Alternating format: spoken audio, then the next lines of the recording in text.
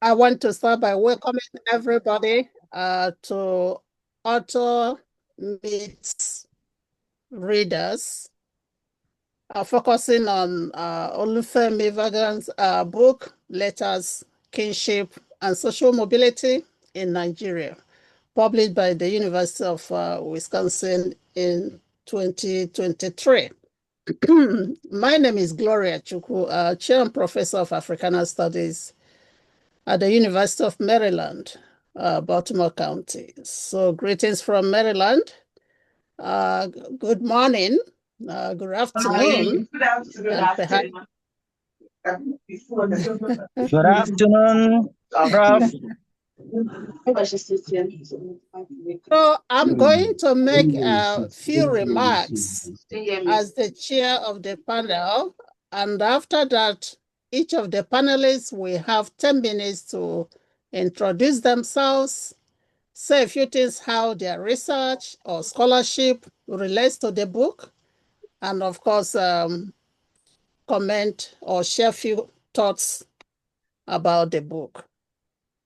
So as a way of my remarks, I just want to focus on the use of letters as historical sources, which is gaining traction in Afrikaans scholarship.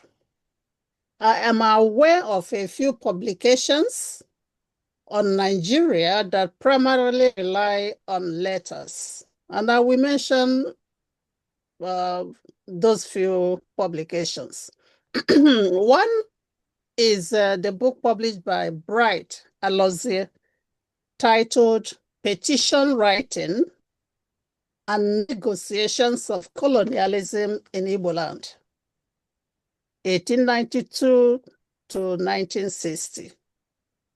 African Voices in Ink, published by Lexington Books in 2024.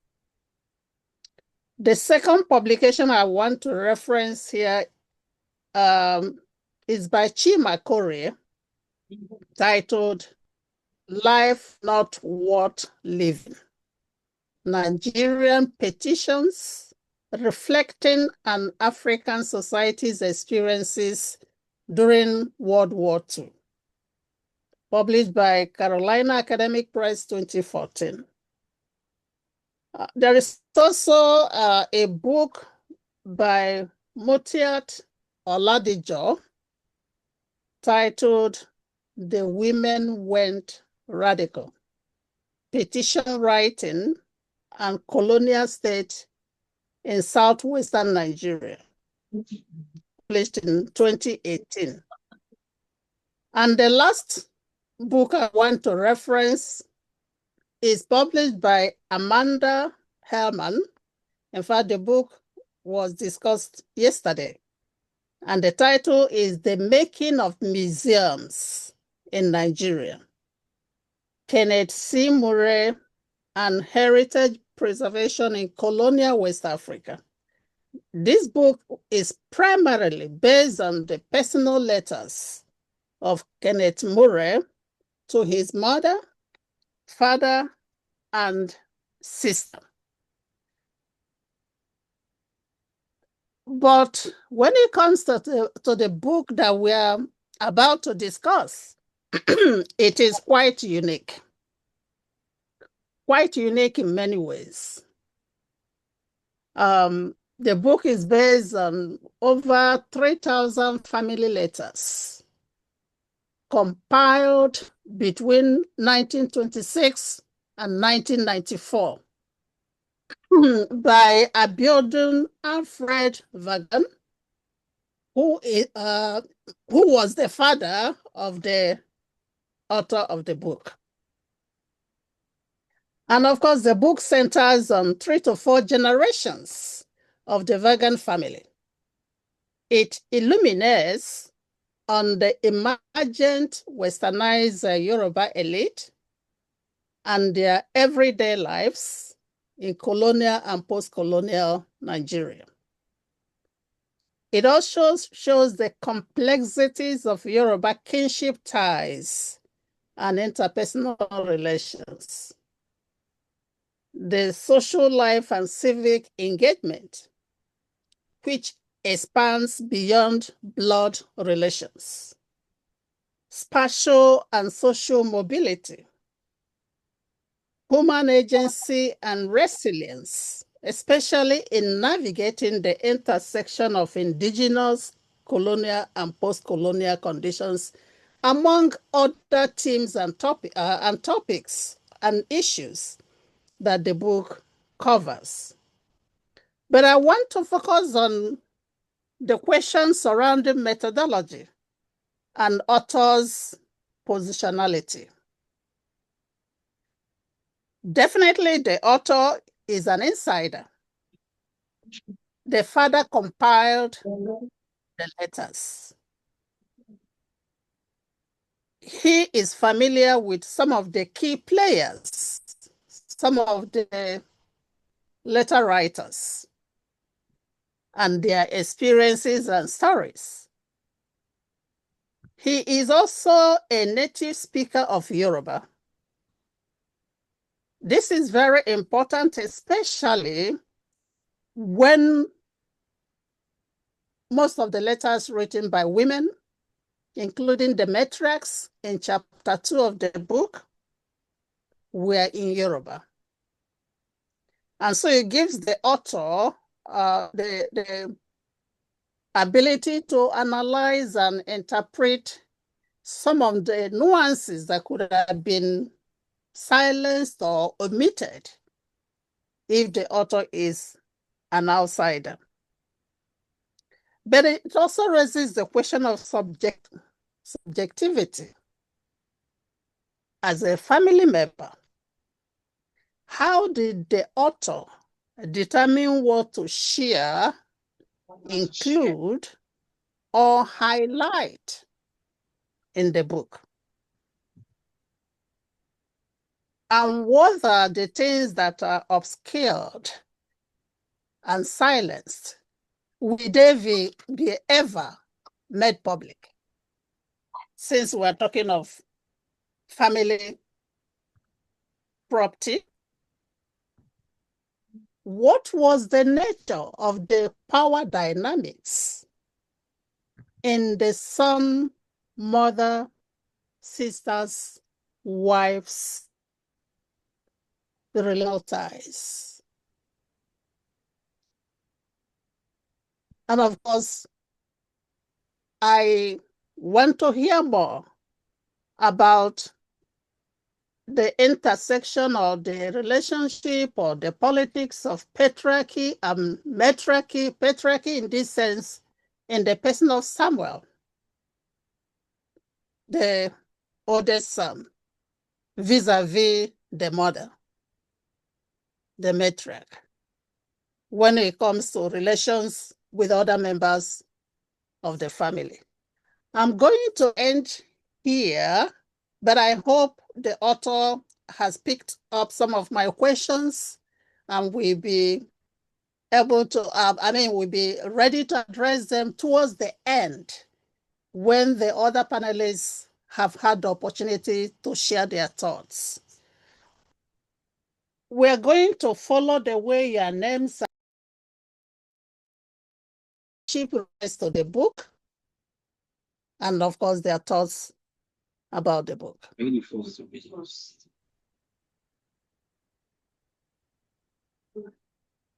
Tarika? Good afternoon, ma'am. Ramat, are you here? Present, ma'am. You have the floor. All you right. have the floor. Good afternoon, everybody. I am Tarika Fahumat from the University of Ibadan. I finished my PhD last year. I worked on memories in history, a study of selected chronicles in Ijebu and Lagos. I've submitted an article that used letters. They are written by people in Ijebu for during their agitation for the independence of Ijebu during the colonial era. The work was submitted to the University of Bayreuth, Germany, but is yet to be published. And then I understood how using letters gives us a gaze into the colonial past. And it is from this angle that I'm able to understand the historiographical importance of this book. From my introduction, I said the book is centered on the use of letters to reconstruct the past. The readers are exposed to the complexity of kinship and kindred relationship of a westernized or educated Yoruba family. And the book exposes readers to the happenings in the colonial period by revealing the day-to-day activities of the selected individuals who lived during this era. The main character is Abiodun Vaughan, who collected these letters, meaning that every one of these letters were written. Some of these letters were written by him or written to him. So he is the constant person having a conversation with other people, all these other historical actors that must have lived during this era. And the book is centered around the Vaughan's family relationship, where Abiodun is having conversation with his elder brother Samuel, essay Ariyibi Vaughan, his siblings, that is Dorcas and Dadisola, and his mother Miriam. So it's mentioning about how they run their family and how they allocate responsibility. And looking through the work, we are able to also see that his relationship extends beyond his family, where he had series of letters written to S.A. Oloko, who served as his mentor and his guardian, and other members of the CMS Ibadan elite group. The book is divided into 5 chapters, but it had an introductory chapter and a conclusion. One of the things that is unique about the introductory chapter is that the author is able to create a historiographical survey on the context of Alajobi and Alajobe in Yoruba land, which is Yoruba terminologies for kinship, meaning that those who live together and who are also related. So how you read the 2 words, meaning the family by relation or by residency. Now, but what I understood also is it was in this introductory chapter that the author used secondary sources by giving us a review of other authors who had written on made this historiographical survey about Yoruba land during the period and tried to conceptualize his work. But moving from chapter 1, it became personal because he allowed the letters to speak, but not by showing us the context of the letters, but by showing us section of the letter that he feel deemed for us to see. And that is where I'm able to see the gap. For example, the personality of Ariyibi was portrayed as a patriarch, a young man that had to step up to the role of becoming a father to the family. And within his meager salary, he was obligated to provide stipends for the mother, for the brother, for the sister, even for the married sisters. If I was not looking at it from a historian, I'm to look at it from a novelist, I would be able to feel the frustration that Ariyibi must have felt in doing all these obligations. And eventually, the relationship, which was that of a father to son or a boss to servant, because most of the time Samuel is away out of Ibadan, getting information about this family, and Abiodun is sent on errands on how to manage the family properties, collect rent, and distribute the stipends to the siblings and mother. But eventually, a strained relationship occurred when Abiodun gained employment and wanted to get married, and his brother didn't want him to get married immediately, wanted him to acquire some years of experience before getting married. So all his proposals, like about 3 of them, were turned down by the brother, even when his mother and sister had received consent from the family of the fiancé. But again, we saw that without Ariyibi giving consent, we didn't see the marriage come to life. Also, we also saw that because Aribik became distant from the family at a certain period, Abiodun stepped up and started taking this responsibility. Perhaps his brother was already a role model to him. And the burden was so much that you will see more of how it affected his relationship as a father and as a person in chapter 3. The only mention of the brother Oladijoye was because he was sick and he had to write letter to his brothers to seek for financial help. So there was little known about Oladijoye, and he also died at the age of 40. So he didn't live long compared to the other sibling. Then the matriarch letters, the women in the family. The mother appeared to be the head of the family, and there's this responsibility of the children towards the mother, and it's not just a responsibility like Olufemi one described it, an obligation for children to take care of their parent. But this obligation, when you're looking at letters that the mother wrote to the son, extended beyond her demands by also demanding for her son to help out families, distant families that were in need. And most of the demands from the women are always on, they needed money, they needed loan, or even the ones that are married when the children needed to go to school and everything. It gave us the ordeal of being a breadwinner in a colonial setting, and the demand that the society put on them.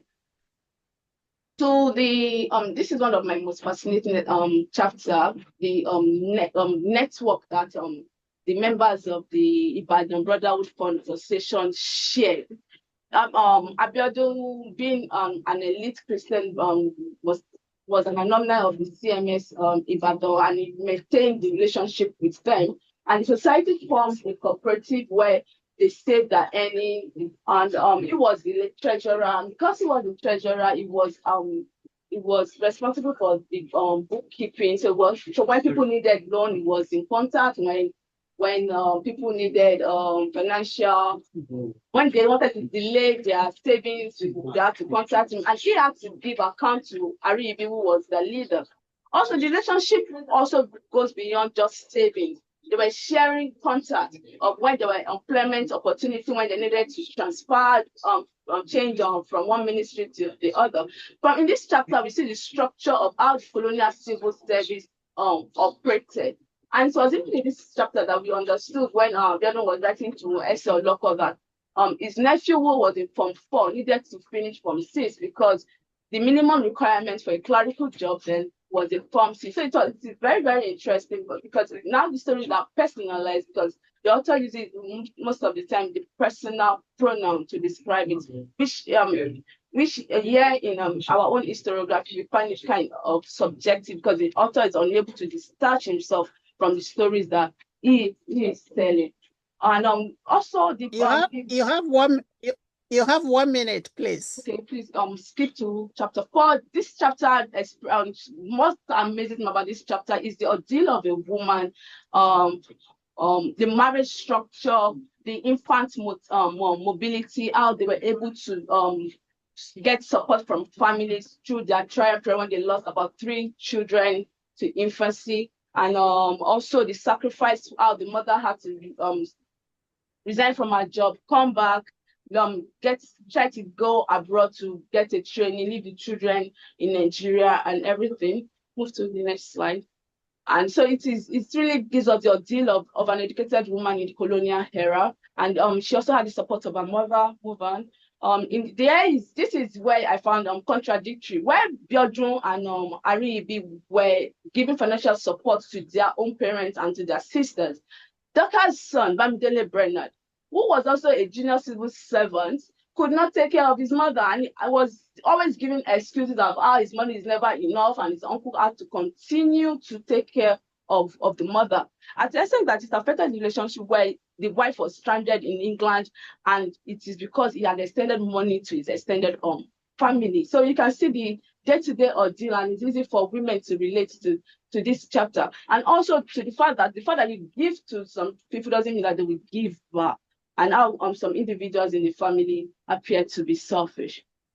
So my criticism to the author is you never told us the origin of the name Vaughan. because you said your grandfather went to Sierra Leone to trade and had contact with the CMS. We did not know whether the name came as a result of baptism or the origin, because it's not a Yoruba, a traditional Yoruba name. You also use a lot of personal pronouns, which I understand you're trying to align with the story that you are telling. But it created a lot of subjectivity, because majority of the letters, we did not really understand the dialogues. We were just extracting context, because we do not have the address, we do not have the addresses, which doesn't even expose us to the etymology of words that were used during the colonial period. For example, the part where you said the ladies wrote in Yoruba, I was expecting that you would at least get some extracted content in Yoruba, then you would translate. Well, all the content were in English, which means we really didn't hear the voices of the women that you were describing. Thank you very much. Thank you very much, Dr. Lipeju. We go to the second panelist, Monshiro Moritala. Good afternoon, and thank you, my chair. Moritala Monsuru is my name. I'm an associate professor of my scholarship over the years has been on the study of cities and economic development. I'm the author of Livelihood in Colonial Lagos.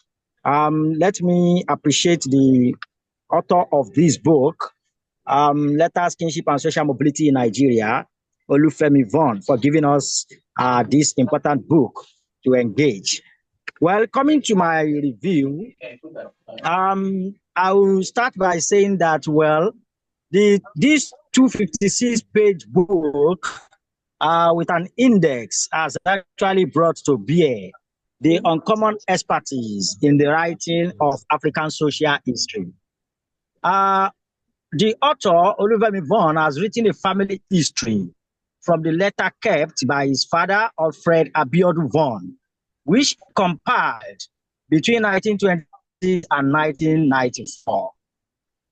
These letters were written by men and women who had emerged from the religious, social, and educational institutions established by the Church Missionary Society, that is the CMS in Ibadan, starting in the second half of the 19th century.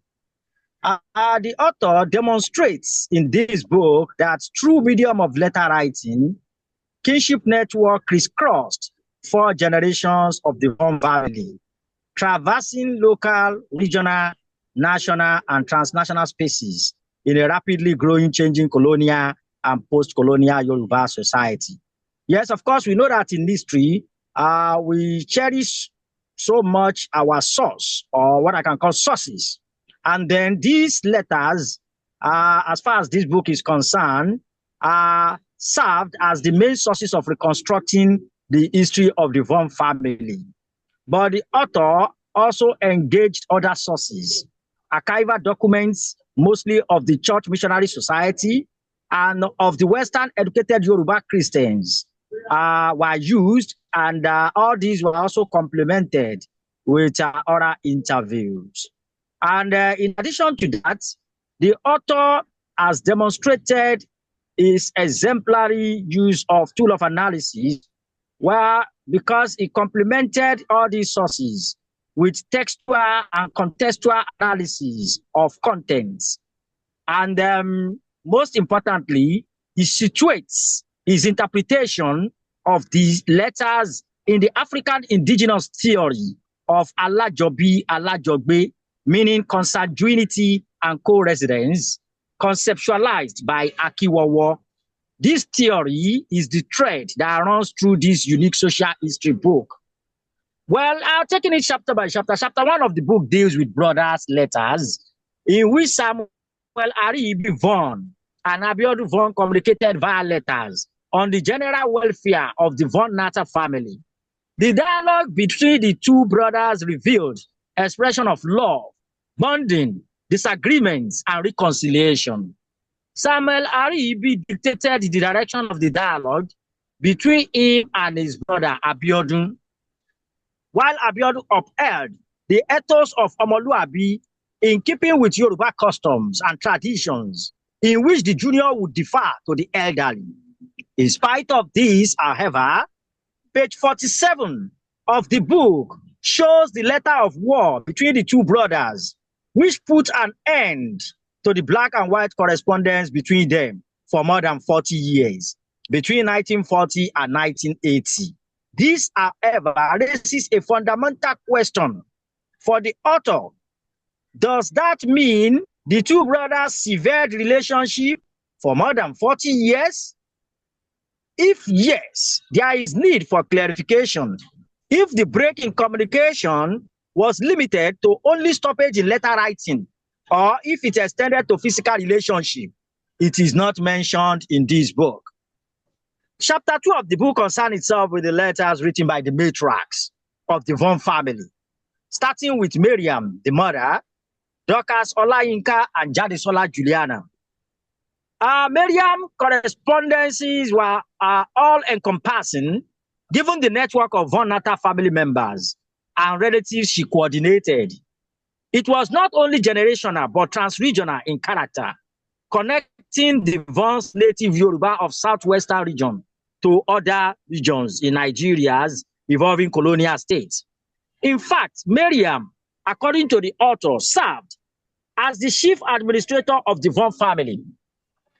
And in the case of Jadesola, Jadesola letters revolve around the welfare of the various members of the Vaughan family, her personal conditions, and those of her husband and children, as well as the special bonds between her and her younger brother. Meanwhile, of all the patriarchs, Dorcas Olayinka Brainerd is depicted to be a no-nonsense disciplinarian, as shown in a letter she wrote in 1937, in which she reprimanded her brother, Abiodun. Mama UCH, as popularly referred to in the family, concerned herself mostly with the health issues of their brother, Oladujoye. Another female figure is Dorcas Bolaji Ajibose, whose correspondence with Abiodun was that of lovebird, full of emotions and intimacy. These letters depict dialogue between a man and a woman in love relationship, starting from courtship to marriage life. Apart from the letters of the matriarchs, there was auxiliary correspondence from the Vaughan Natal family. These letters confirm that Alajobi consanguinity theory reigned in the family from the 1930s to 1950s, as many of these letter writers benefited from remittances Abiodun sent to older family members, especially his mother, Miriam, who distributed the funds to meet their essential needs. These auxiliary correspondences contain good wishes, requests for essential items, important information, and condolences. Chapter 3 narratives labeled Ibadan CMS Men reveals how sustained connection between the network of mentors, cousins, and friends through letter writing was beneficial to the men, thus affirming Akinwowo's concept of Alajogbe in a dynamic Yoruba colonial society. Chapter 4 of the book, titled Gladys Aduke Vaughan File, discusses the correspondence between Abiodun Vaughan and his second wife. The letters contain dialogue from courtship to marriage life and also troubled times. Chapter 5 of this book contains letters written by Bamidele Brainerd, the only child of Abiodun's older sister, Dorcas Olayinka Brainerd. The correspondences between Abiodun and Bamidele exemplified kinship bond in all ramifications. Finally, chapter 6 of the book is the conclusion. You have 2 minutes.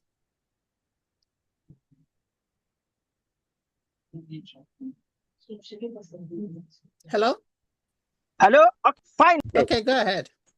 Finally, chapter 6 of the book is the concluding aspect of this unique contribution to the family history in southwestern Nigeria. The book teaches on known But the book, I would say, teaches known what we already know, but underutilized approach of writing history through letters. It also illuminates on the usefulness of African indigenous theory in textual analysis in the reconstruction of African past. Therefore, it is recommended to students of history, scholars, libraries, research institutes, law firms, African writers, and publics interested in family and African social history. Thank you very much for giving me the opportunity to engage this insightful and interesting book from the stable of Olufemi Vaughan. Thank you so much. Thank you so much, Dr. Moritala.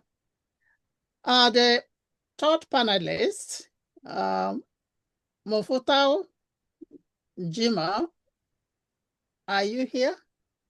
Yes. Yes. You can go ahead. Okay. Oh, okay. Good afternoon, ladies and gentlemen. I would like to talk about the book in an unstructured, way. But reading the books reminds me of Ade Ajayi's work and Ayodele about the impact of Christian missionaries in Nigeria. I see the book as a continuation in a very, very dynamic way of this earlier pioneering work on the role of the CMS in fostering new elites, creating and fostering new elites in the southwestern Nigeria, especially Ibadan, and to a very large extent, Ijebu axis, in which Olufemi Vaughan actually talked about in his book.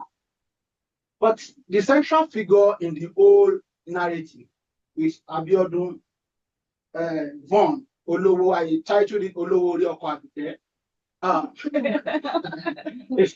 Because this man kept 5,000 letters across 3 different regions and also exposed us to the relationship between Yoruba in Nigeria and Yoruba in diaspora, emphasizing the transatlantic relationship of a family raised and nurtured in a CMS theological tradition. I mean, everybody kept, most Nigerian elites in the 19th and early 20th century kept diaries of everyday's activities. But little did we realize that we have mines of information of a family history that actually touches on a larger, issue. This is Vaughan's family history centered on a tripartite relationship between Vaughan in Ibadan, Vaughan in Sierra Leone, and Vaughan in the northern part of England, and to a very large extent in the United States. But when you go through the book, you realize that the book actually centered on Vaughan, but the book revealed the dynamic and social contestation among Yoruba families in the 19th century, 20th century, and to a very large extent in the 21st century. Let me borrow a description from the writer of its foreword. The book is defined by its rigor in terms of analysis, in terms of the use of diary to reconstruct the social history of Yoruba family in the 19th century. You are reading the Vaughan's Abiodun's voices across different segments of the letter. But again, that particular the letters actually speaks to a very larger social issue in Yoruba 19th century relationship. And this actually raised a question about the role of the CMS missionaries in raising a new elite and the impact of church in molding character, perspective, and orientation in the 19th century Yoruba society. So I'm looking at this book, that the book is opening up a new phase of social history entirely, centered on a macro history of a family unit that can actually use to explain a larger social dynamics of family relationship in the 19th century, in the 20th century, and of course to a very large extent in the 21st century. What Professor Vaughan have done actually challenge us to look at other families. For instance, when you go to University of Ibadan and you look at Abat Makauli's paper, there is a whole lot of section about his family's affairs that put together like this book can actually unlock so many unanswered social question around 19th century and 21st century later. I am not familiar with Ibadan history, but reading this book actually opened up a new opportunity for me to look at a way beyond Lagos that all of us have actually been grappling with in the last 1 decade, as Ibadan as a center of division of new elites that were created by the Church Missionary Society. In other words, I'm raising a question here. What is the role of CMs in family history in Yoruba land? Because those who are involved in this book, be it Abiodun Vaughan, his sisters, his brothers that are stationed in Ijebu-Ode, Zaria, Sierra Leone, or in the northern part of England, when you look at their interaction is defined by one value: the Christian, social, theological, orientation. All their activities are centered on Adamo, the Cathedral Church, a center of elite, social, open a new, opportunity for social historians to engage in macro history rather of a family, Yoruba 19th century Yoruba families across different, areas of Yoruba land. Up till now, nobody have actually, called our attention to how the CMS missionaries molded a new elite out of, what they term as African, family setting. So for me, this is a very timely book of fantastic, narratives across 3 centuries. And of course, in what Prof actually described, an opportunity to engage our families on how to keep records, because our record as a family can actually speak to a very larger history beyond your family, with a very great effect on the Yoruba historiography in the 20th and 21st century. Thank you. Thank you very much. You've given us 4 minutes back. So hopefully we will utilize those minutes when it comes to Q&A. So we're going to give the floor to the 4th panelist, Yolanda Osando. Thank you. Good afternoon, everyone. It's a pleasure to be here and to discuss this book. My name is Yolanda. I'm a legal historian, and my research explores crime and punishment in southern Nigeria. And an aspect of my research explores the use of partitions by female murderers in the colonial period. I must begin by first thanking Professor Vaughan for a well-written book, very insightful book. And this book uses personal letters as a historical source and as a window into understanding family dynamics and social-cultural relationships among educated Yoruba CMS Christians in Ibadan. The book sits on Akinwowo's analysis of moral order and social relations among the Yorubas. And the concept of Ajobi and Ajobe features in various chapters as the author introduces readers into the way lineages and ancestry and socio-religious kinship involving extended family, friends, and associates formed and sustained cultural norms and relationships for generations. The letters sent and received by Abiodun Vaughan featured in many ways these concepts and how it preserved networks and secured both financial and emotional support as he himself navigated the responsibilities of adulthood, the responsibilities of marriage and fatherhood. The writing of letters, was the dawn of a new era in colonial Nigerian history. I must begin by saying that I really enjoyed reading this book because it did not just tell stories about a specific person, but told stories about how the writers of these letters and the senders, the receivers of these letters, how they lived, how they showed love to each other, how they nurtured families, how they survived changing events, how they founded and maintained friendships and relationships, and how they supported themselves in good times, in bad times, during periods both in home and abroad. I also found the book really engaging because it uncovered broader ideas about the time period and the cultural context of identity, family, social mobility, and modernity. Most of the other speakers have talked about the various chapters, but I'm going to highlight some of the points I found very interesting in these chapters. In the first chapter that speaks about the relationship between Abiodun Vaughan and his brother Samuel Aribiyi, it brings up the issue of masculinity in the Southern Nigerian household, as it shows how educated Christian working men had to show that support, the moral support to their family and the financial support to their family, and also their moral obligation to their family. In the letters known as the matriarch letters, these letters reveal how Abiodun remained connected to his home through his sisters and his mother. These women were news bearers, but their words were also words of consolations, words of encouragement, words of comfort that sustained family ties, notwithstanding the barrier of distance.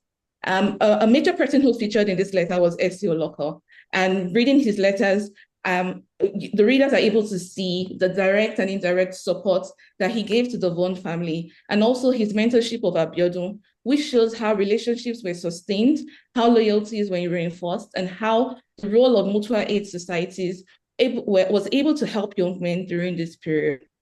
And the letters by Gladys Aduke Vaughan's collection also reminds readers of the strength of a woman. Aduke Vaughan was a very strong woman who did not let her past experiences of grief and her role as a wife and a mother clip her wings. She soared surely and gracefully and was able to balance motherhood and ambition while dealing with financial struggles and racism in a foreign land. That chapter also brings out the concept of Alajogbe, as Aduke was able to find support with the help of Essie Oloko's daughter in England.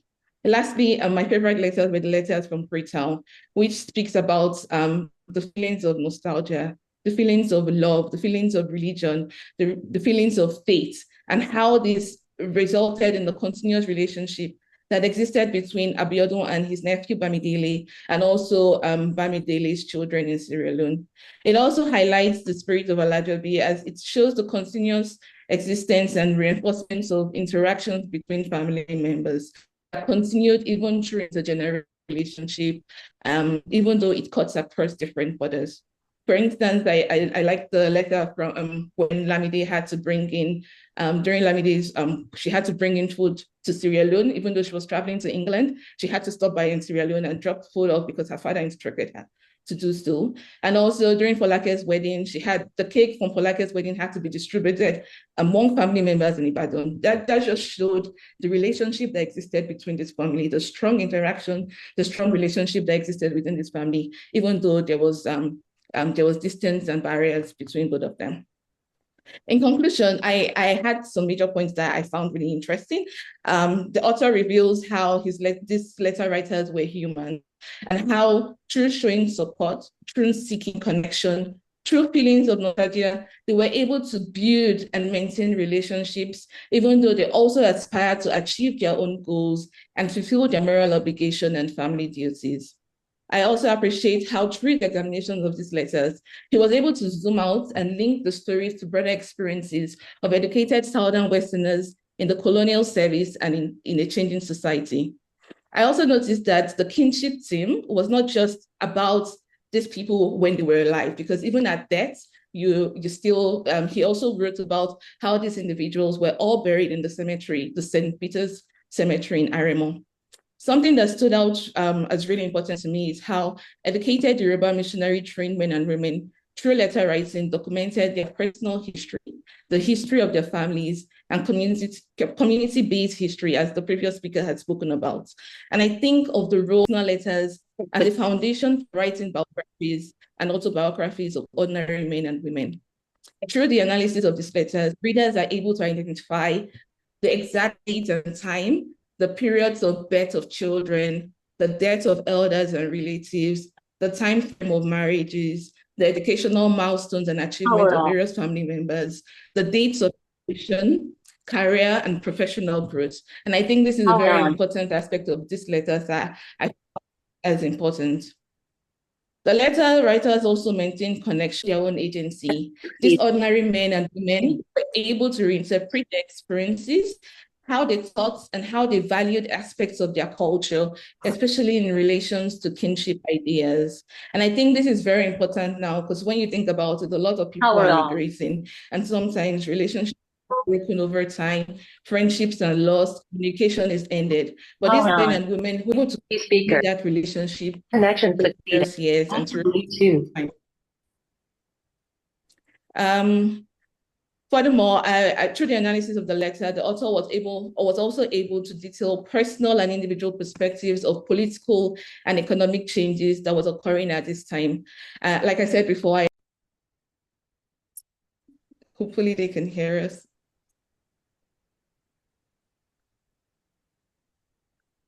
Can you hear us? Although we're having technical issue, but we can hear you. Okay, so I'm just okay, since you can hear us, we should continue. So through an analysis of these letters, authors also did personal and individual perspectives of political and economic changes that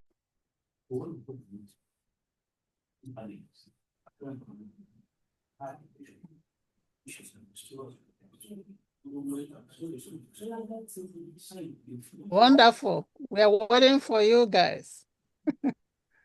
Okay, so I'm just going to conclude. So through an analysis of these letters, the authors also developed both personal and individual perspectives of political and economic changes during this period.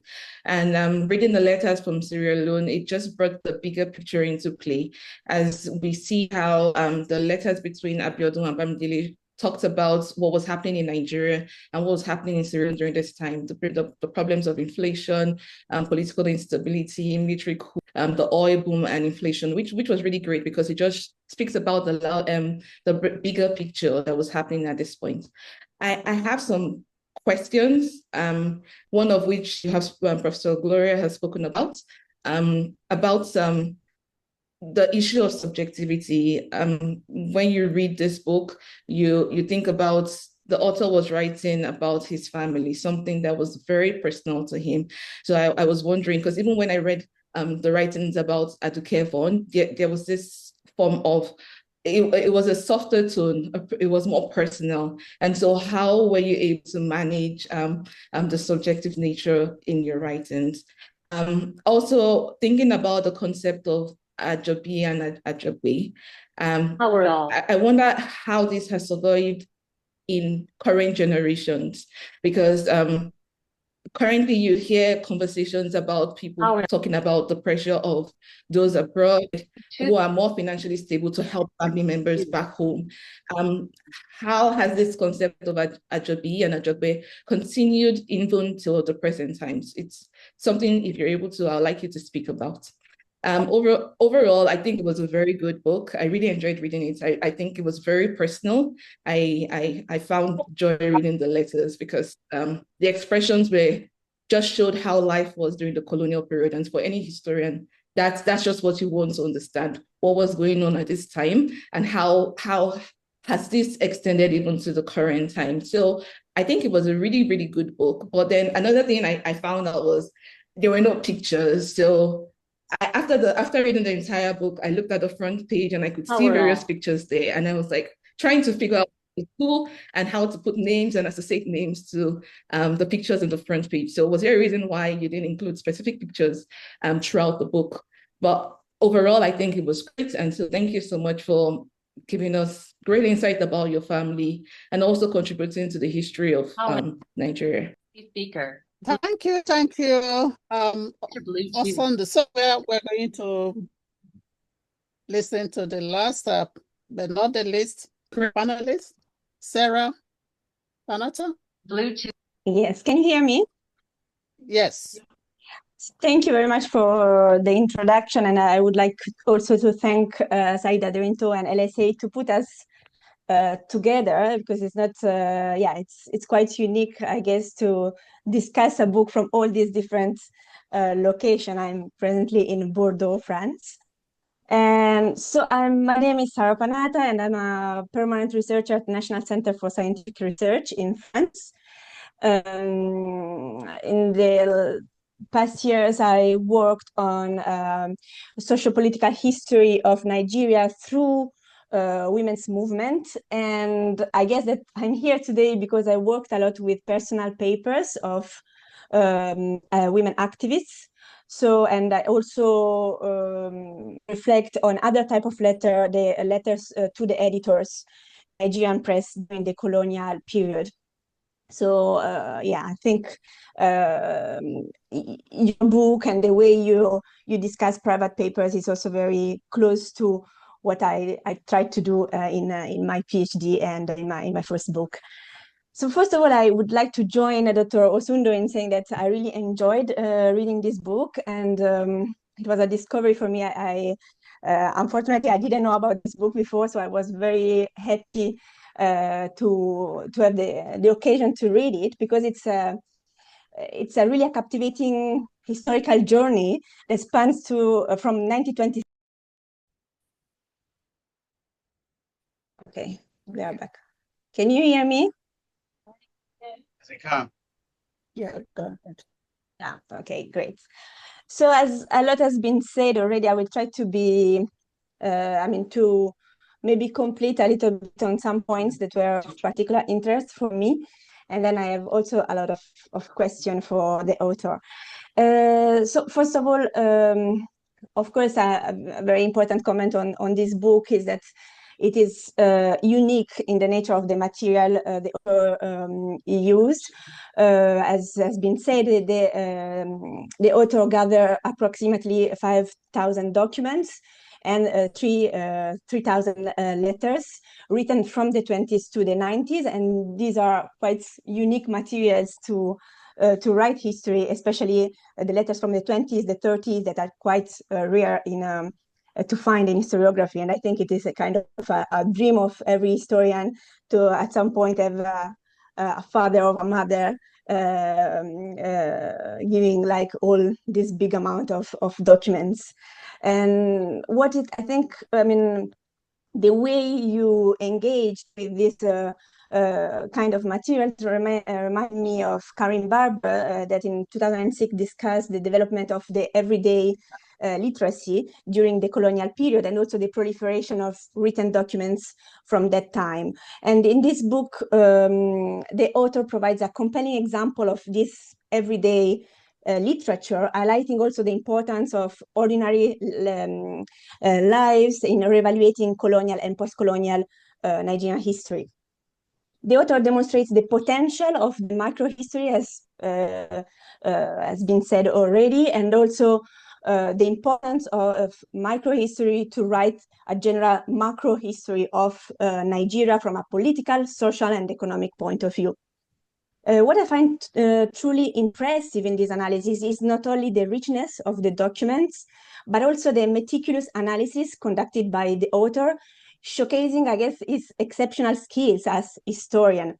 While these documents are, of course, of great values, as it has been said, and they provide a deep and comprehensive analysis. The fact of providing a deep and complex analysis of them in the book I think is not easy, because of course the documents are great, but they are also discussing everyday life. So they are not discussing epic moments or struggles. So I think that you were really, the way you wrote your analysis, the way you are able to restitute the story behind the documents is really impressive. And it is in that way, I think, that you really engage the reader. In this particular way, you tell the story or beyond this document, that you truly demonstrate, your quality as a historian, chapter after chapter. As we become familiar with the different members of the Vaughan family, we start to feel connected to the different members, and the struggle to live under colonial administration, with all the post-colonial struggles after the independence. So little by little, we really become close to the members of your family. Yeah.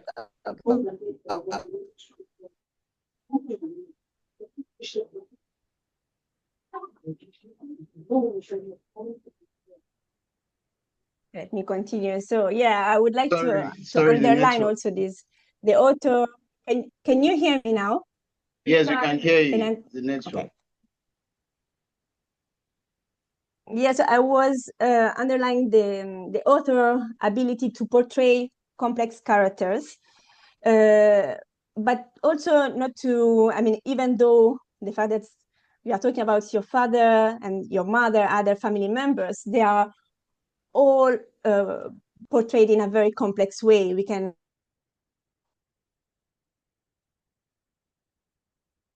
and also, I mean, there is the complexity of each of them.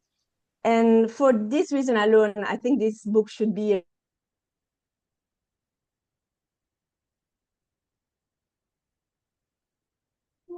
can contribute to the writing of a macro history. For macro history, I mean, again, social, but also political and economical history. Beyond these methodological points, there are other contributions of this book that I would like to underline. First of all, I think this book represents a very significant contribution to the history of the family in colonial and post-colonial Nigeria. It explored the rights and duties of different members of the family at different stages of their lives, examining also how these duties intersect with gender, age, and also class. By following the relationship between, for example, Abiodun and his family members, the book allows us to reflect on different construction of feminities and masculinities, especially, for example, the first chapter, but also the third chapters and the letters between Abiodun and his second wife. And the book allows us to reflect on the complexity of the construction of femininity and masculinities and their evolution from the 20s to the 90s, of course. And what is also very interesting for me is to all the different members of the author families are bound in specific roles within the family, and they are navigating these roles. They are trying, of course, to play the natural roles as Oloko was saying in the second chapter, the natural roles of a brother, of the elder brother in a family, but also trying to find their own way to circumvert these roles. And we can see it's very well, I guess, in the marriage proposal, where Abiodun is really trying to explain to his brother that he would like to marry Ibironke. And so he's trying to play also, if I can say so, with a very specific way of writing down his emotion, his pain, and his wish to marry in order to move his brother. But unfortunately, it doesn't work. So I think also all this way of being in a family, the display of different roles is very interesting. And another very important point for me is also the fact that a central point of all the chapter is the economic transitions, the economic issues related also to the family issues. And at some point, I was just feeling so bad for Abiodun, who has all these letters asking for financial support, why he was himself in a very difficult situation. So we also have a sense on how economic issues were really related to family issues in at least in the colonial period, but also in the exchanges of letters that follows 1960. And this is also very interesting to follow the evolution of the economic history of Nigeria. Little by little, you know, we pass through the economic depression in the 30s, then the economic changes related to the World War. So it's also very interesting to enter the economic history of the country under colonial domination, and then in the colonial period. Another point that's it is really interesting for me is the fact that these letters are a unique document to write about intimacy as well. And this is very, I mean, at least for the kind of documents I could find for my research, it is quite unique. It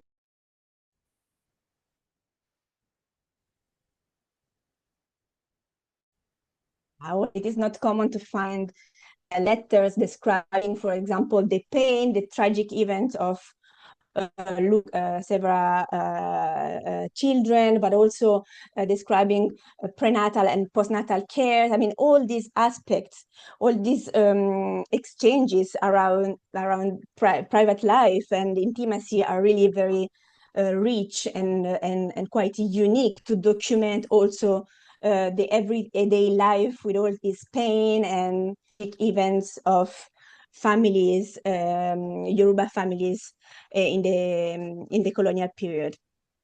And lately, I mean, as it has been said already, the book also serves as a significant entry into Nigerian political history. We can really, I mean, follow a lot of development of the political history, especially I mean, I would say from the first chapter to the end, we follow different events and different key moments of Nigerian history as they are experienced by the members of your family. So it's also very important, a very important a new way of approaching political history, the political history of the country. Overall, I will say, to conclude and to leave some, I mean, also a moment for the exchange, I will say that this book makes a major contribution to several interrelated fields of African history. It serves as an important reference for scholars and students interested in microhistory, as I was saying, but also family history, as well as Nigerian political, social, and economic history. And also, of course, the gender construction of masculinities and feminities in colonial and post-colonial Nigeria. So to conclude, I just would like to ask some questions that are related also to the questions who were.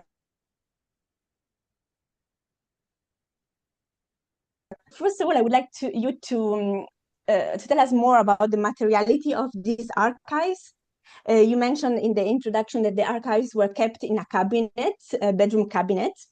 They were meticulously organized in folders, of course.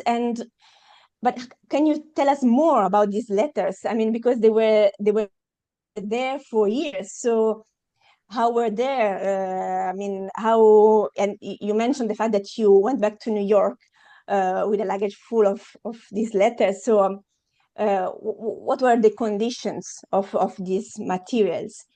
And were they private materials? So you mentioned the fact that your dad didn't want you to go through them, if I'm right. But I mean, were they private, or at some point of your life were you able to go through them, maybe some folders? And then in continuity maybe with the question of Dr. Osundo, what was it like for you to go through these files? Because some chapters were really, I was really feeling in pain, especially for your mother situation and what she was going through with her pregnancy. So how was for you to read this letter and also to play the role of the historian? I mean, just to leave your feelings and write this book.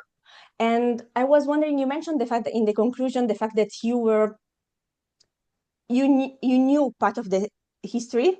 So can you develop a little bit on this? What did you know before and after, and how was this journey through the to the writing of the book?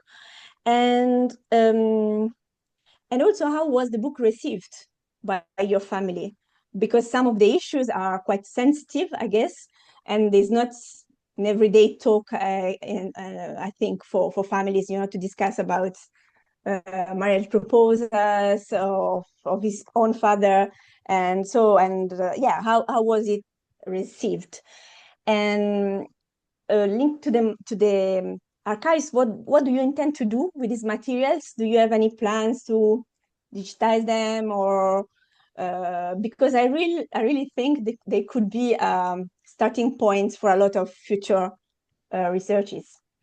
And last question is, have you considered turning this book into maybe a novel or a movie? Because I really think there is a potential for also for other kinds of other types of writing. And yeah, thank you. Wow, very good, very good. Well, Professor Vaughan, you have a lot. Excuse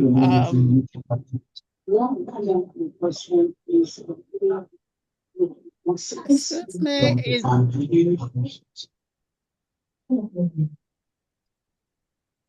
Okay.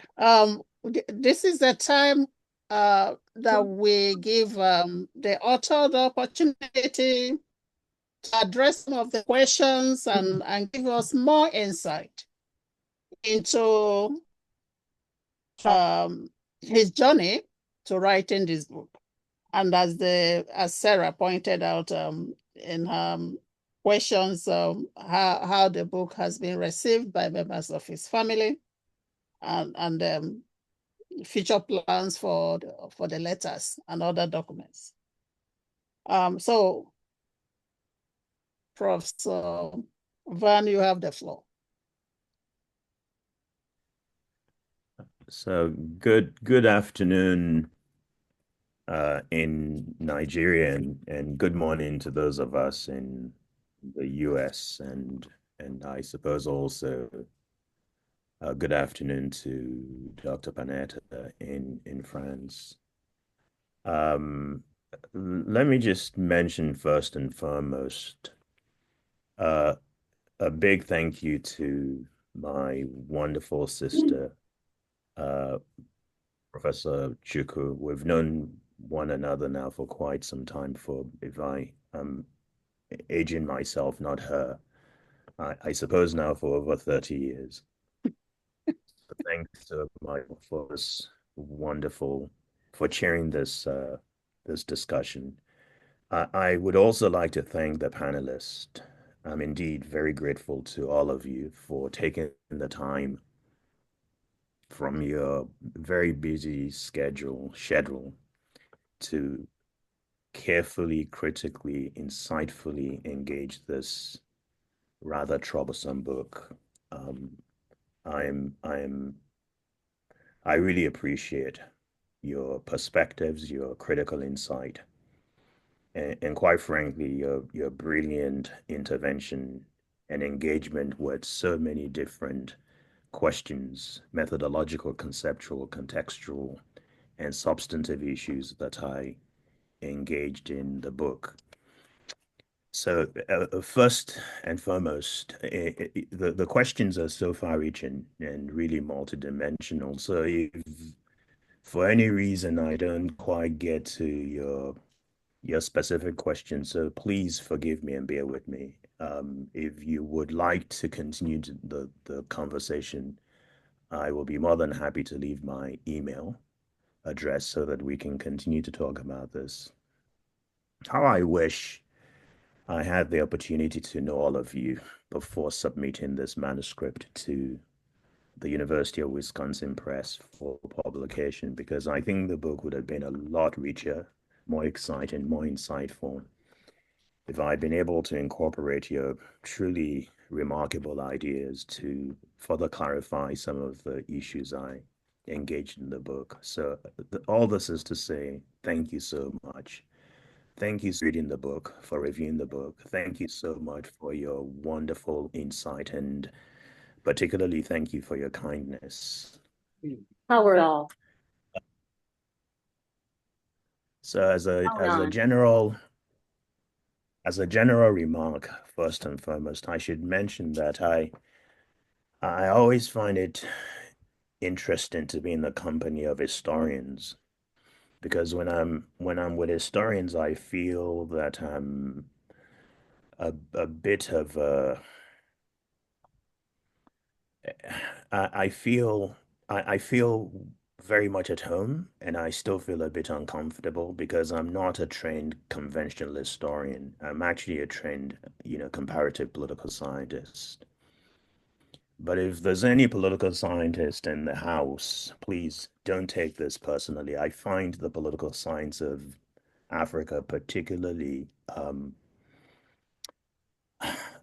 frustrating in so many ways because it's really dreadful storytelling and analysis of a bunch of really complex issues. So for me, historicity and historical analysis have been so much a way of trying to disentangle complex issues. So I just feel a need to mention that. Been so really, um, it's been for me extremely useful just to engage the social, political, economic history of Africa in my own career over the last 40 years.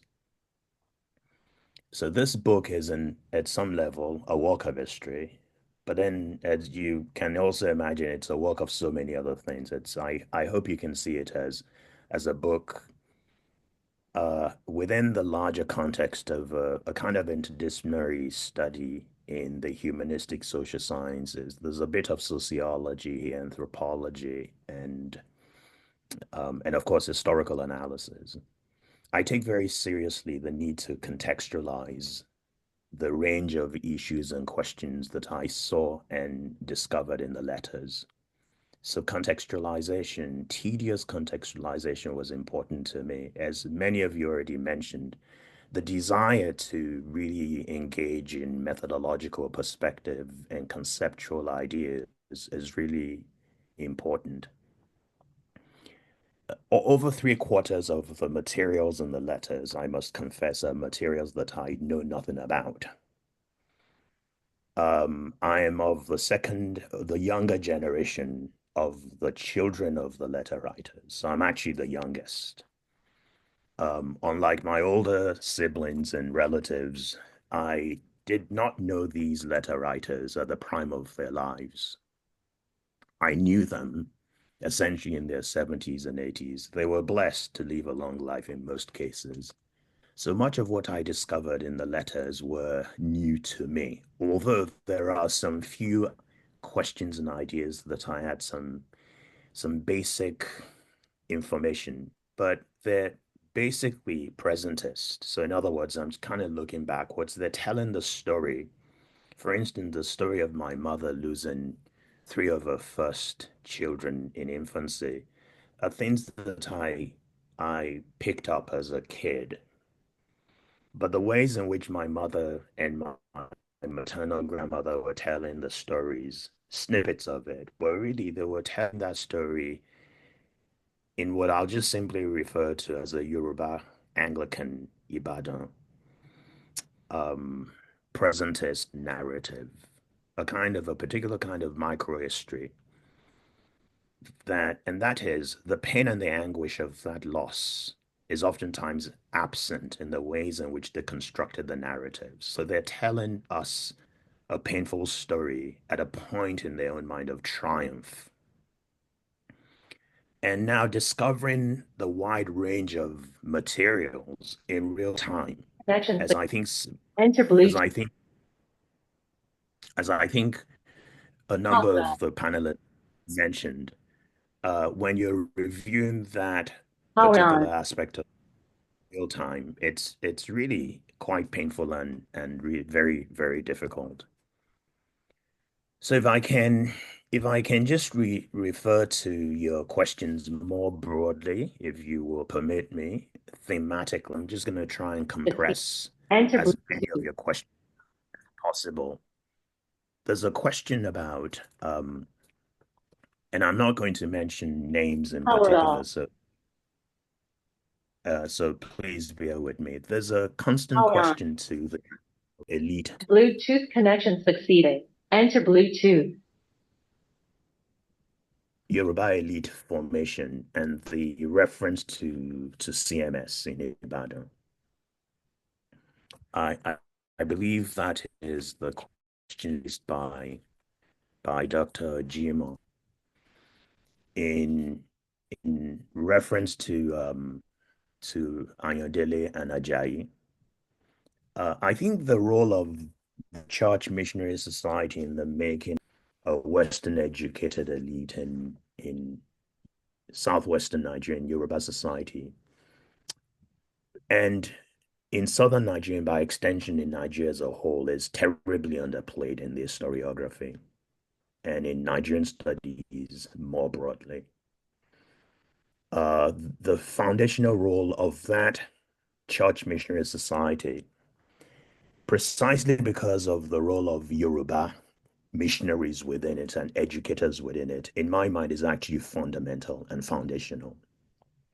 And because of a particular kind of secular modernist perspective, in the last 30, 40 years in Nigerian history, we lose sight of how essential and how critical the CMS were in the second half of the 19th century and the first 2, 3 decades of the 20th century.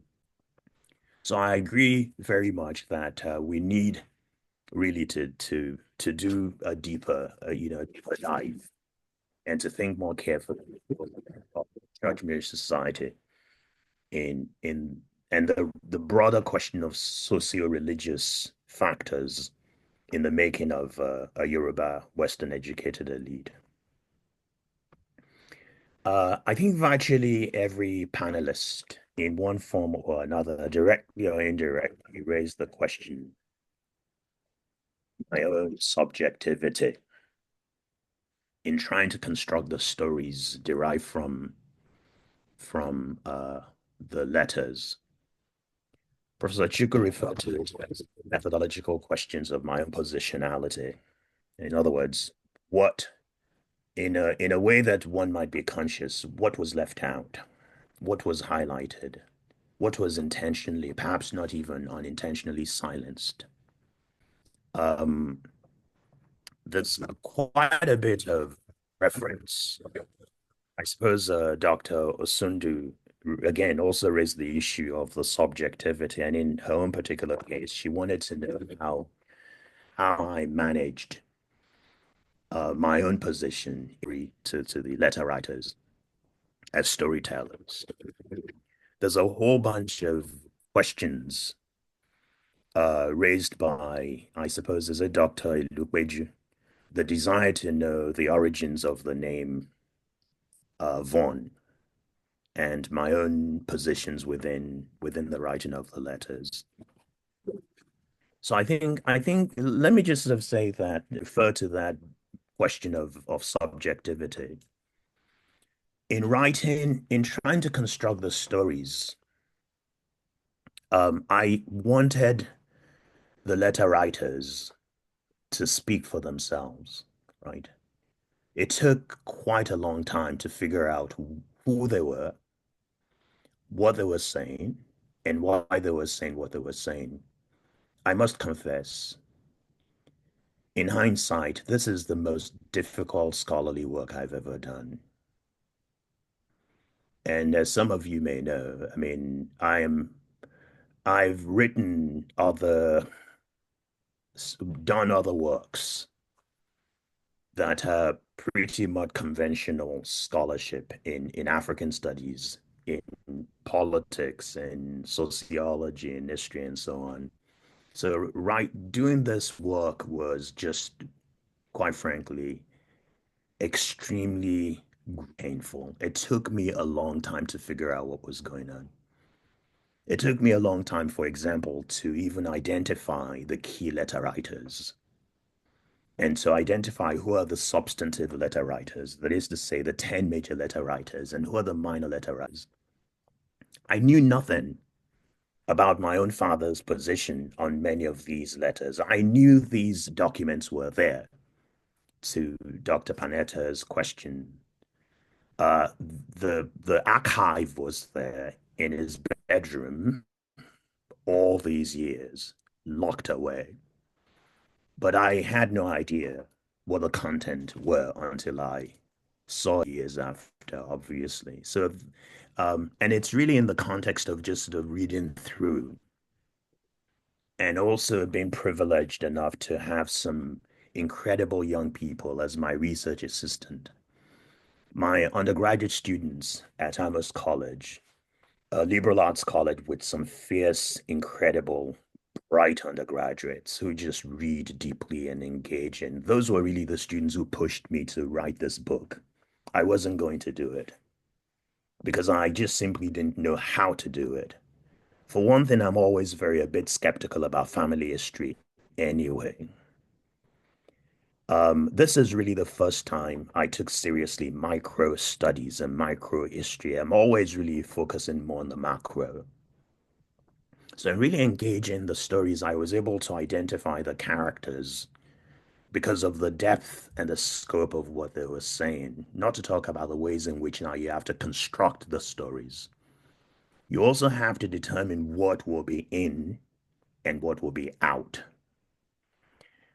I struggle quite a bit. There are quite a bit of more sensitive materials that I elected not to include in the letters. So I made some basic value judgments, right? Because as you already know, and as already stated by some of the panelists, there are some really difficult and painful, information regarding how family members and relatives and close compatriots have received the letters, at least the descendants of the letter writers. We had this wonderful launch of the book when it was published at the University of Ibadan, chaired by the governor of your state, and all the descendants of the letter writers were invited. I haven't received their reply yet. They all have copies of it. My basic assumption is that people tend to like to, I mean, at least I like to see, it's really unique to see members of your family, your grandparents, as a major subject in a book. So I think people are really quite excited about that. But most of them haven't really taken time to read with the kind of care and reflection and thoughtfulness that the panelist and the chair of and our chair have done, as evident in your presentations. Now, do I expect them to have the kind of insight that you all provided? So yeah, on my own positionality, I was well aware of it, but I was well aware of my own subjectivity. But I didn't worry too much about it, I must confess, right? I didn't worry too much about how readers will review my position as a relative. I was more concerned about the ways in which I can carefully, respectfully present what the letter writers were saying. That is really what made me particularly nervous. In other words, they're not here. These are private documents. Then they were not intended for me to read, let alone to write about. Part of the reason why it took so long for me to decide on writing the book itself is precisely because these are really private materials. So there are really some important ethical and moral questions still unresolved. Remember, these are my forebears. They're my parents, my grandparents, uncles, aunts, their compatriots who are writing my father. And my father is also writing them. What is otherwise very private, in some ways, very sensitive, very intimate information. How can you now have the moral, ethical justification to make that, for one thing, to read them, and then now to go as far as to say you'll bring it to the world? It took me some time to try to resolve that in my mind, and I still haven't resolved that question, quite frankly. But I did arrive at some basic ethical position, and maybe this is just simply for my own emotional and spiritual well-being. And that is, to the degree that I knew these people in their 70s and 80s and 90s, I felt as though they wanted me to go ahead and do it. So that's really where I found that element of comfort, that they'll trust me enough, right? I was hoping that they'll trust me enough that I will do some due diligence to their rather extremely private, not secret interaction and dialogue with Abiodun. I still want to believe very strongly they really want me to see this, to read it, to review it, and to write it, and to present their story to the world, right? And I have no real intellectual academic justification for that assertion that I just made, but that is really an area where I found some element of comfort. So yes, my subjectivity is very clear in a typical social science way, but I make no apologies, or do I even feel, might sound a bit arrogant, any need to explain that to anyone, not to the panelists, by the way, no reviewers. I hold all of you in high respect, but I just at some point felt no need, right, just to really wrestle with this question of this false dichotomy between objectivity and subjectivity. I'm always leery of that notion anyway, in part because I just don't believe in it as a social scientist. I believe, however, in striving to be as dispassionate intellectually as possible, hence the need for contextualization, conceptualization, rigorous methodological interrogation, imperfect as they may be. And when I found that element of engaging in in methodological, this book for me, the content is there. I made choices about what should be in the book in terms of quotation. It's filled with quotation, as the reviewers very well know. And like anything filled with quotations, it means that you're making choices as a scholar. That's really what we do about what we put in and what we leave out. We do that with secondary sources. We do it with primary sources. We do it with archival materials. We do it with orature. We do it all the time. We make those judgments. So I wasn't really worried about what I chose to put in and what I intellectually and ethically chose to leave out. I just wanted these individuals to tell their own micro stories. So for me, the ways in which everyday human experiences, someone referenced Karen Baba's work on everyday life, the human agency of Africans matter now for me more than ever. That we really need to find a way to retrieve how people engage, how they talk to one another, how they interact with one another, the kinds of issues that are particularly important to them may not be important to us. And quite frankly, also, what we've been teaching and writing and thinking about colonialism may be quite ephemeral to them. Remember, one of the things I found really exciting about this book is the extent to which, despite their proximity, particularly the men, these are pioneering men in Ibadan as, administrators, as civil servants. They were interacting with European specialists in the Department of Agriculture. They're being posted to different parts of the evolving colonial Nigerian world, to northern Nigeria, to southern Nigeria, as young men in their 20s and 30s. Despite their everyday professional interactions, and they're trying desperately, they're being recruited and being retained in these colonial civil service.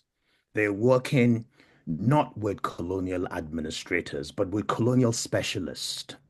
So that in itself is for me, extremely important. And when was the last time that we found really engaging studies on colonial infrastructure, colonial hospitals, colonial civil service, the colonial railways, in the building and the maintenance of it.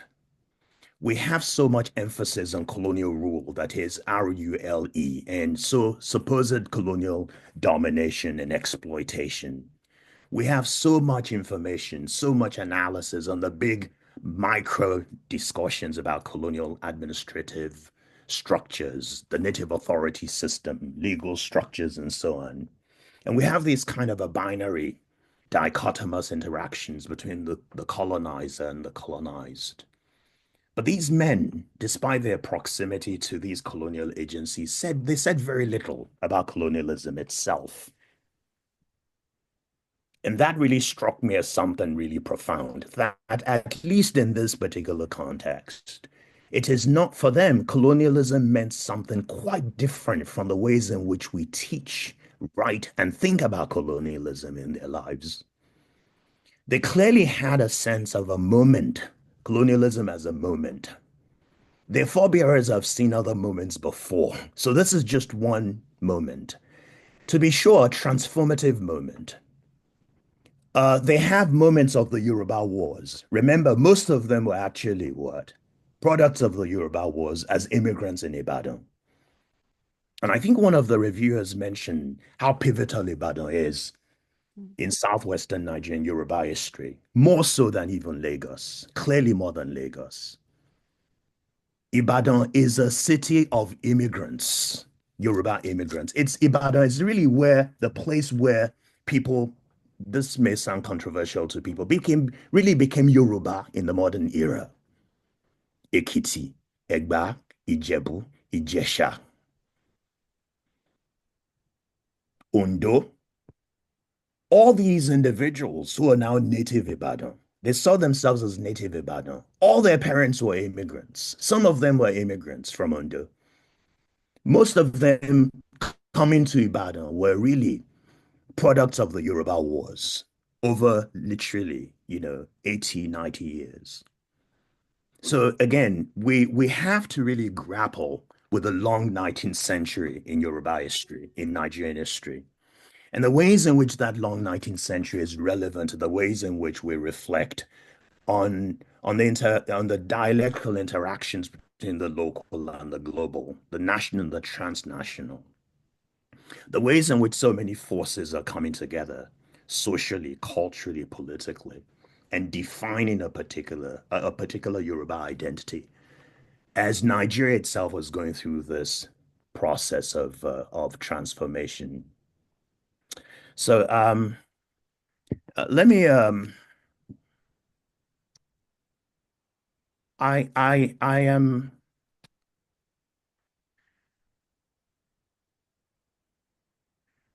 so somebody mentioned I think it's Dr. Osundu who mentioned the question about the book not having photos in the content. Yeah, I collected roughly about about 60 to 70 photos. Well, they're asking you to conclude because it's 9:22 while we're supposed to stop at 9:50. Okay, so I'll just say one or two very quick, and I'll keep quiet and listen to if we have more time for questions. So as I said, about 60 to 70 photos. The publishers, University of Wisconsin Press, they saw the photos, they liked it, and they said, well, printing the photos on the papers probably will not be as clear as they would like to. So that was really disappointing to me.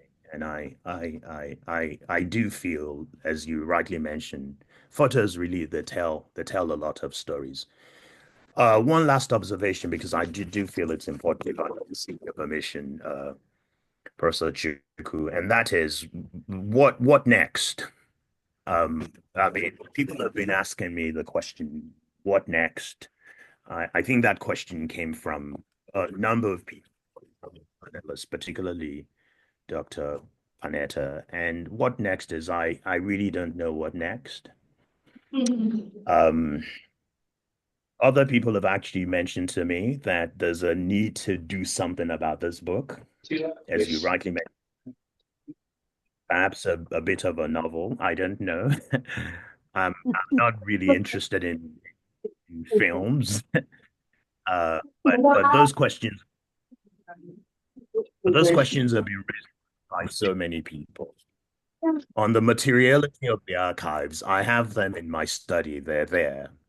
Yeah, there's a plan to digitize them. And we're still thinking very carefully about where to place the papers. I mean, my own preference actually will be UI library. That's my preference. But as it is right now, the state of destroying it. You will not destroy it. We invest in our lives. the state of so that's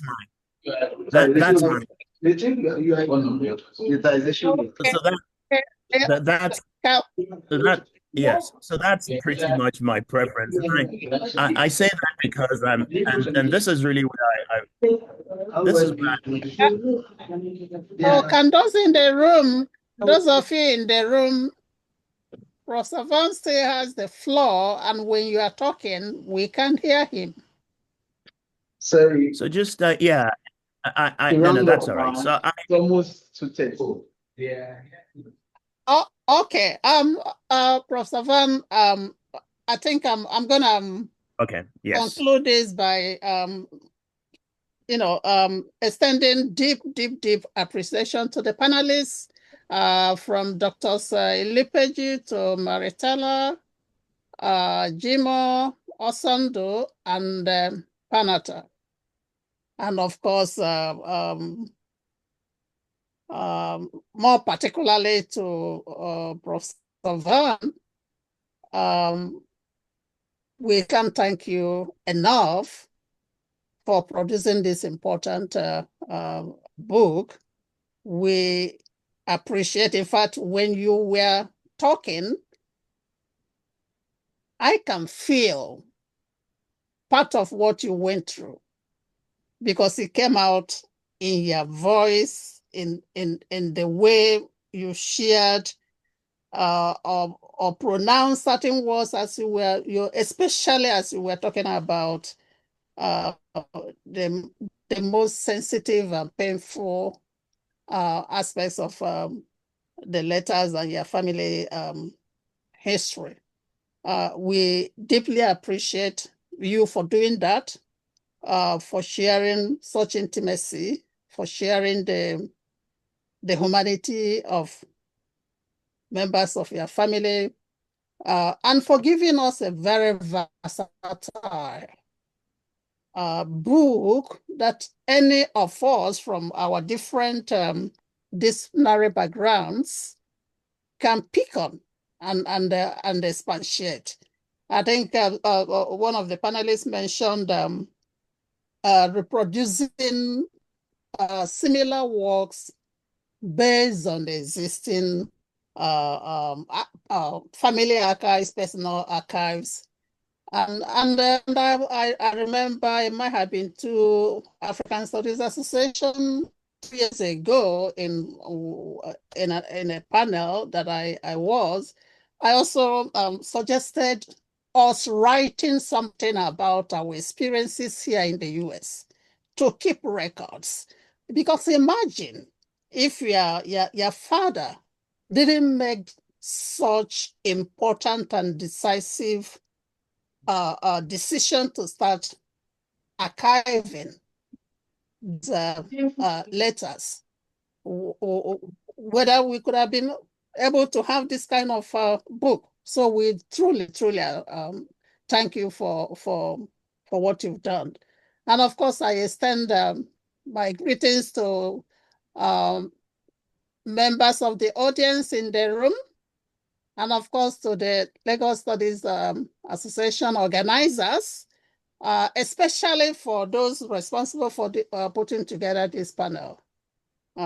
We doff our caps for you and hope that LSA conferences will continue to grow and attract serious life as our Professor has demonstrated. Thank you so much for your presence and patience for staying beyond the time allocated for this panel.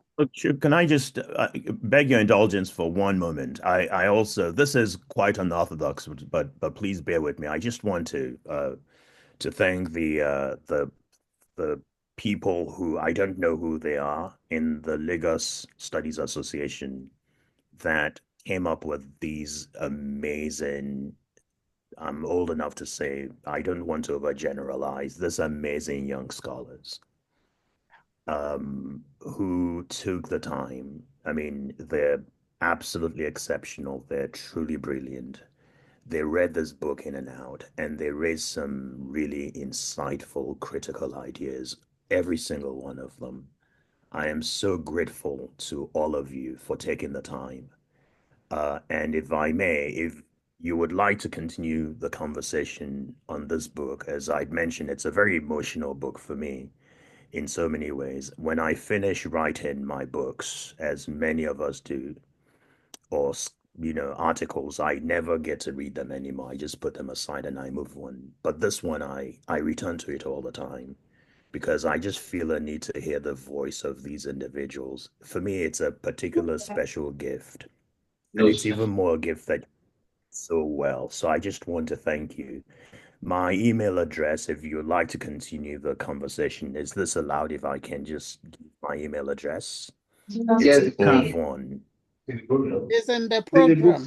So please, Yeah. if you Okay, thank you.